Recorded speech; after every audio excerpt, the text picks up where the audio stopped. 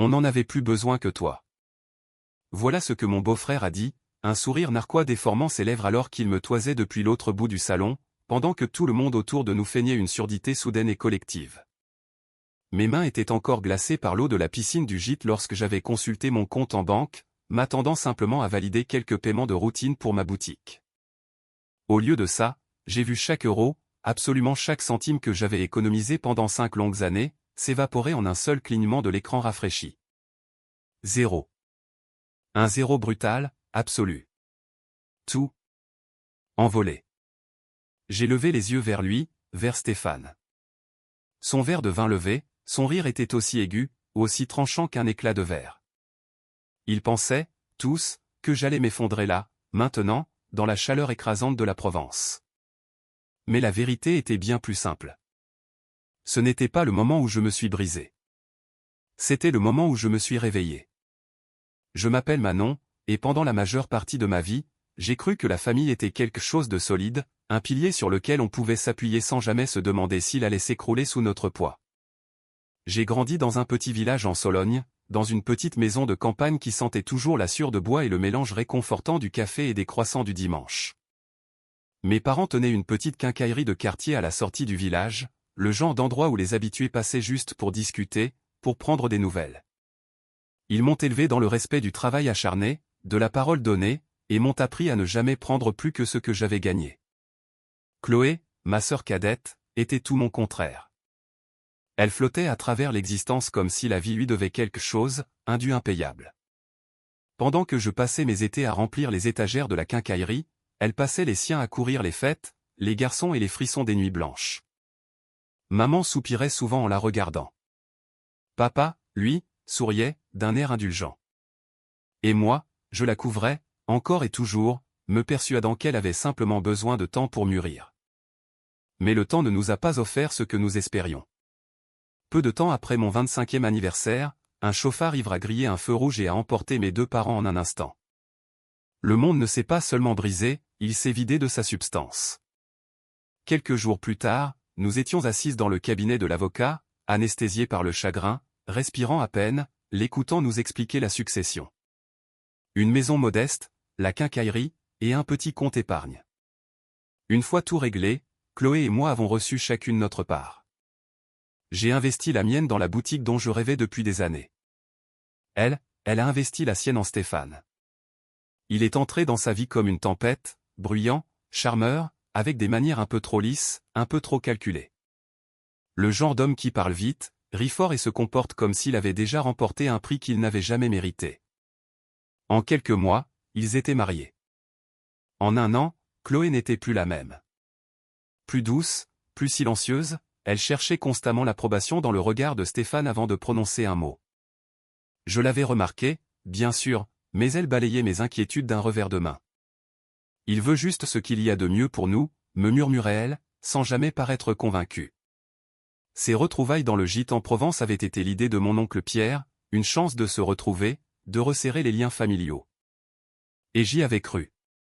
J'avais chargé la vieille Citroën 2CV de snacks, de pulls pliés pour les soirées fraîches, et de cet optimisme chaleureux qu'on ne ressent que lorsqu'on veut désespérément que les choses s'améliorent. Quand je me suis garé près de la piscine, la lumière du soleil rebondissait sur l'eau turquoise comme un comité d'accueil. Léa m'a serré dans ses bras en premier.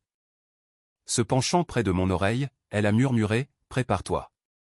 À l'intérieur, j'ai tenté de faire comme si tout était normal. J'ai souri. J'ai échangé des banalités, mais le rire gras de Stéphane résonnait dans chaque pièce. Et chaque fois que Chloé me regardait, c'était comme si elle voulait me dire quelque chose, mais que les mots restaient coincés dans sa gorge.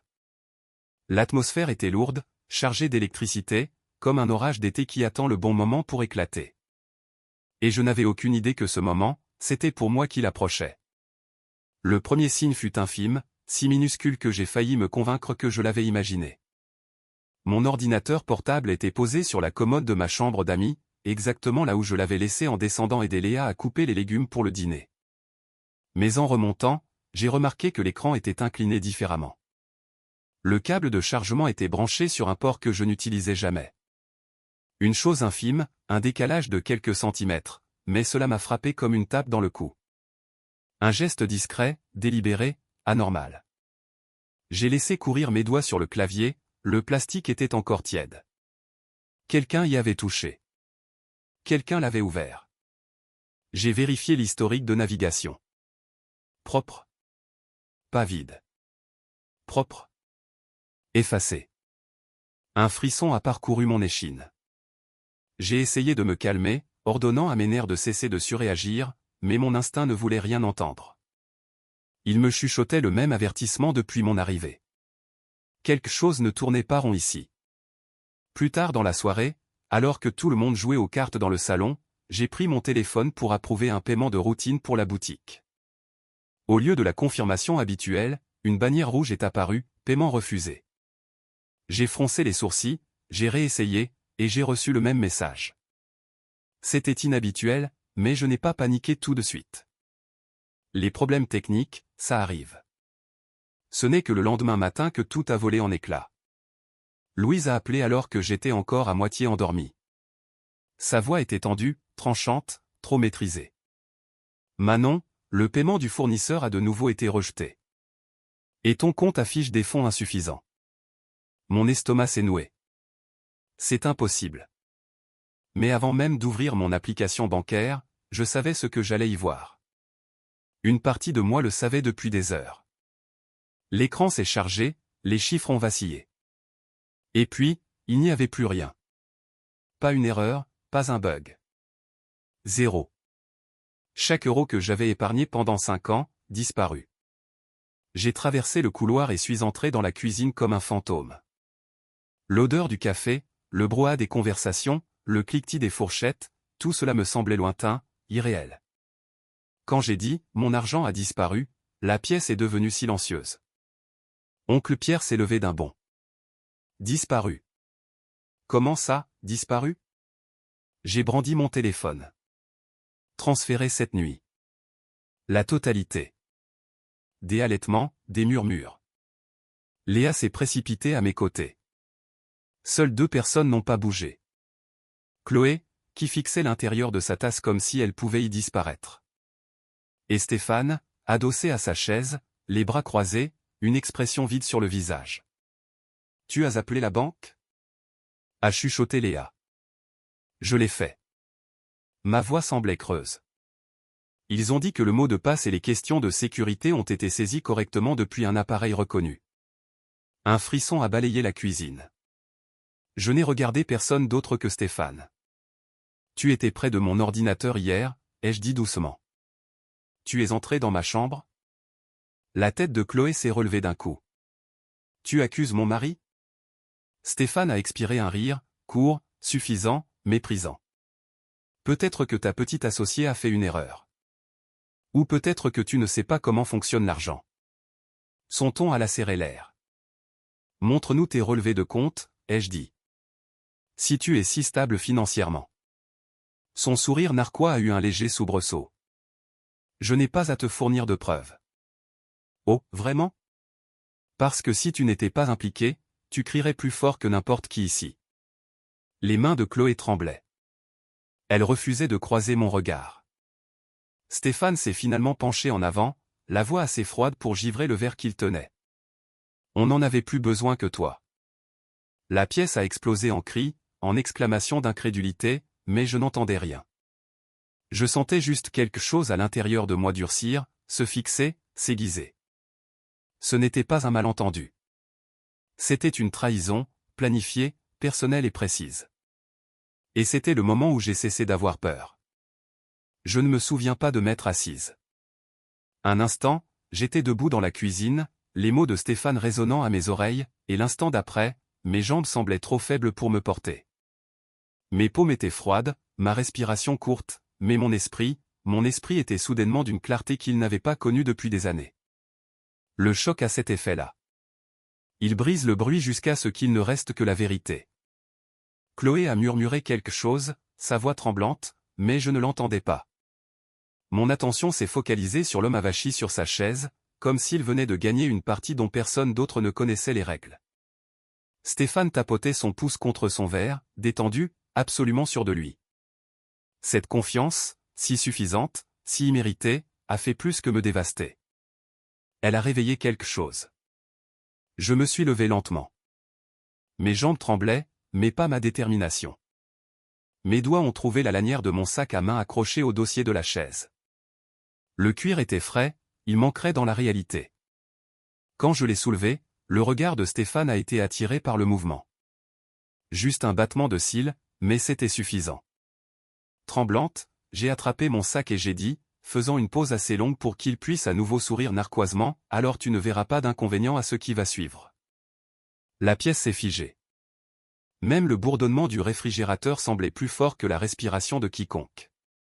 Stéphane a ricané et s'est levé si brusquement que sa chaise a raclé le sol en carrelage.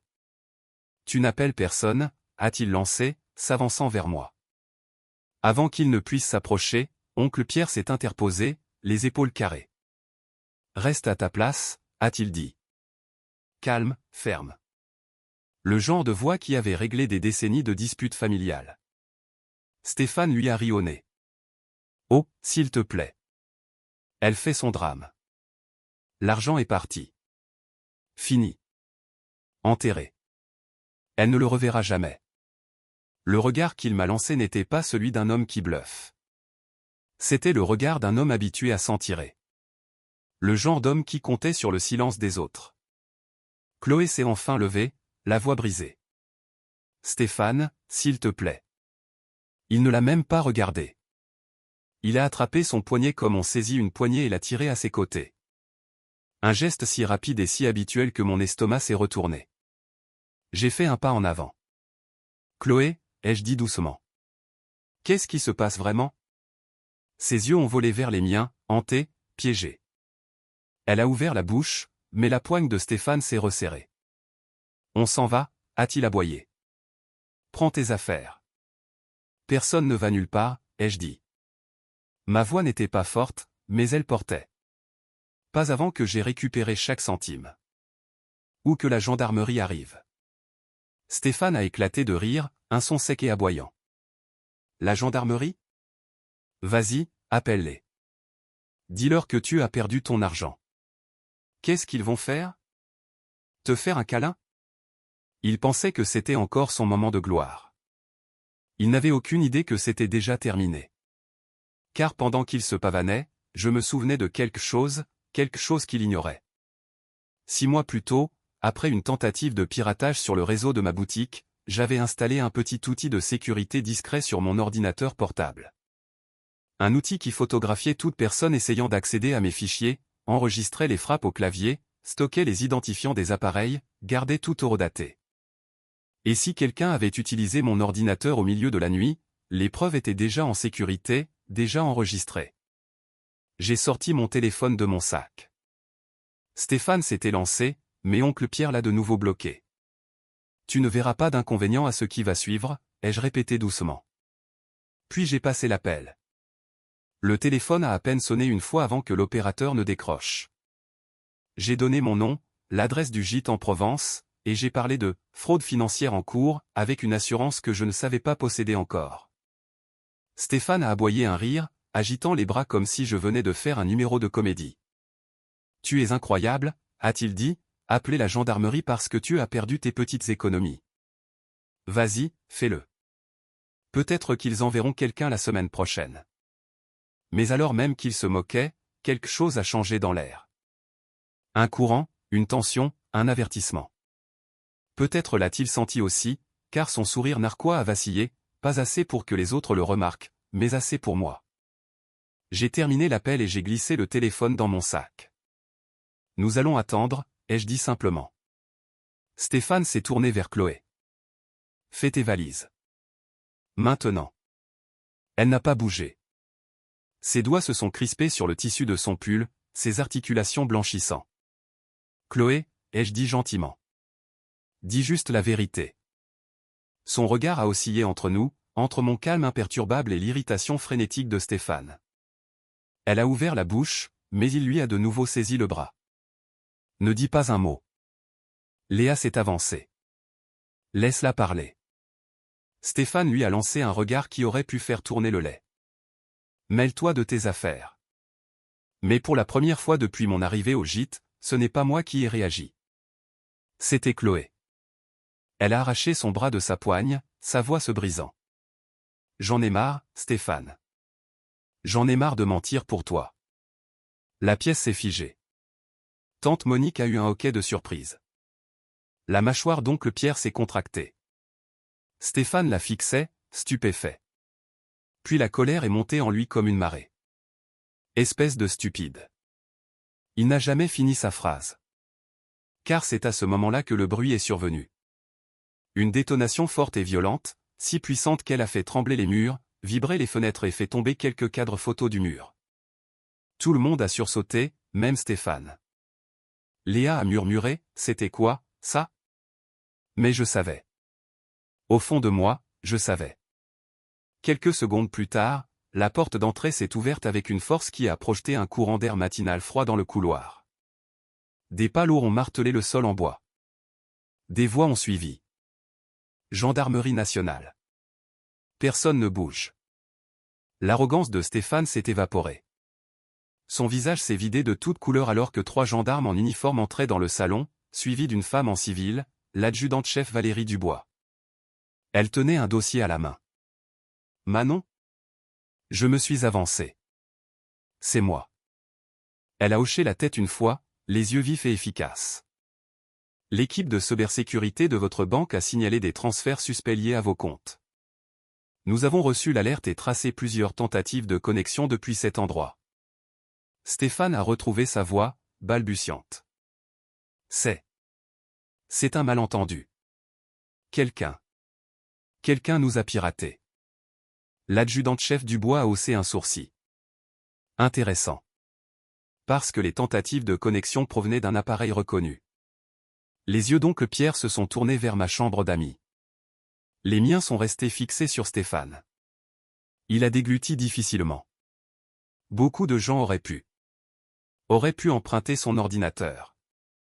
Parfait, ai-je dit calmement. Alors vous ne verrez pas d'inconvénient à ce qu'il y a là-dedans. J'ai tendu mon téléphone à l'adjudante-chef Dubois. Elle a ouvert le dossier que j'avais préparé, faisant défiler les photos et les horodatages. Des photos que le logiciel de sécurité avait prises. Photo après photo de Stéphane assis devant mon ordinateur portable, tapant avec une concentration intense, la lueur de l'écran se reflétant sur son visage. Chaque angle, chaque tentative, chaque frappe au clavier enregistrée. L'expression de l'adjudante-chef Dubois n'a pas changé, mais sa voix si, plus ferme, plus froide. Monsieur. Tournez-vous. Les mains derrière le dos. Stéphane a reculé. Non, non, attendez. C'est de la folie. 2 gendarmes l'ont attrapé avant qu'il ne puisse s'enfuir. Il s'est débattu en criant, « Chloé. Dis-leur. Dis-leur que je ne l'ai pas fait, Chloé. » Mais Chloé ne se dirigeait pas vers lui. Elle se tenait à côté de moi, pleurant, mais droite, plus forte que je ne l'avais vue depuis des années. Tu l'as fait, a-t-elle murmuré. Tu sais que tu l'as fait. Stéphane la regarda comme si elle venait de le poignarder. Espèce d'ingrate. L'adjudante-chef Dubois l'a interrompu. Assez. Ils lui ont passé les menottes. Son alliance a cliqueté contre le métal alors que ses mains tremblaient. Tu crois que tu es libre sans moi?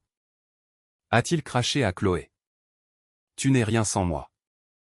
Chloé s'est approchée, non pas pour le réconforter, mais pour lui porter le coup le plus silencieux et le plus brutal. J'étais rien avec toi. Son visage s'est tordu, son arrogance s'est effondrée, et pour la première fois depuis que je l'avais rencontré, Stéphane a eu l'air effrayé. Alors qu'il l'entraînait vers la porte, il a crié mon nom comme une accusation. Manon, ce n'est pas fini. Mais c'était déjà le cas. Quand les gendarmes l'ont emmené dehors, la maison est tombée dans le silence. Un silence complet. Tante Monique essuyait ses larmes. Oncle Pierre a laissé échapper un souffle tremblant. Léa a posé une main sur mon épaule. Puis Chloé s'est effondrée dans mes bras, non pas de faiblesse, mais de soulagement, comme si un poids qu'elle portait depuis des années venait enfin de glisser de ses épaules. Je suis désolé, a-t-elle pleuré. J'aurais dû te le dire. J'aurais dû le quitter. Je ne savais juste pas comment. Je l'ai serré plus fort. C'est fini maintenant, ai-je dit. Tu es en sécurité. L'adjudante-chef Dubois est revenu. Avec toutes ces preuves, vous récupérerez probablement la plupart des fonds, et il ne pourra plus utiliser les menaces ou la coercition contre qui que ce soit avant longtemps. J'ai hoché la tête, mais mes yeux ont dérivé vers la fenêtre, l'endroit où Stéphane se tenait la nuit précédente, riant comme s'il possédait le monde. Aujourd'hui, le monde lui avait répondu, et il ne riait pas. Le gîte semblait différent après le départ de Stéphane, plus calme, plus léger, presque comme si les murs eux-mêmes exhalaient un soupir de soulagement. Les voitures des gendarmes avaient déjà disparu sur le long chemin de gravier lorsque Chloé et moi sommes sortis sur la terrasse.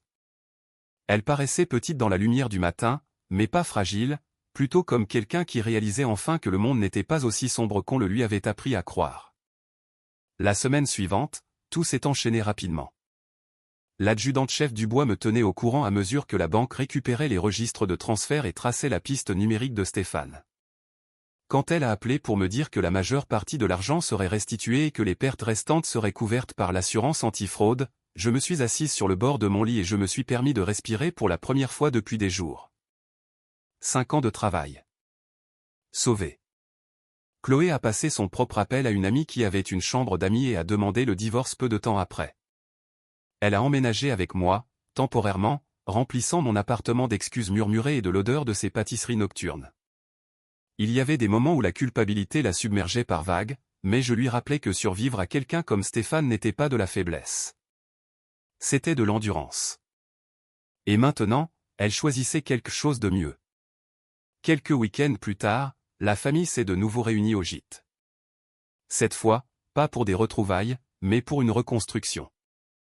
Nous avons repeint les balustrades de la terrasse, réparé les fenêtres que Stéphane avait claquées lors d'une dispute des mois plus tôt, et ouvert tous les rideaux pour laisser la lumière revenir. La maison ne semblait plus hantée. Elle semblait reconquise. Et alors que je me tenais au bord de la piscine, regardant l'eau onduler sous le soleil, j'ai réalisé quelque chose de simple et de vrai, la justice n'efface pas la douleur, mais elle crée suffisamment d'espace pour que la guérison puisse commencer. Un mois plus tard, j'étais dans ma deuxième boutique, la lumière du soleil se déversant sur les nouvelles vitrines comme une promesse que j'avais âprement défendue. L'argent était revenu. Les portes étaient ouvertes. Et pour la première fois depuis longtemps, je me sentais ancré dans une vie que j'avais construite moi-même. Chloé est passée cet après-midi-là avec des viennoiseries fraîches, son sourire plus doux, plus stable. Elle n'était pas encore guérie, mais elle avançait vers quelque chose de réel, quelque chose qui lui appartenait. En repensant au gîte, à Stéphane, à tout ce qui s'était brisé et tout ce qui s'était reconstruit, une vérité m'est restée. Les liens du sang ne donnent à personne le droit de vous faire du mal. Les limites, si. Si cette histoire a résonné en vous, partagez votre expérience ci-dessous et abonnez-vous pour ne pas manquer la prochaine.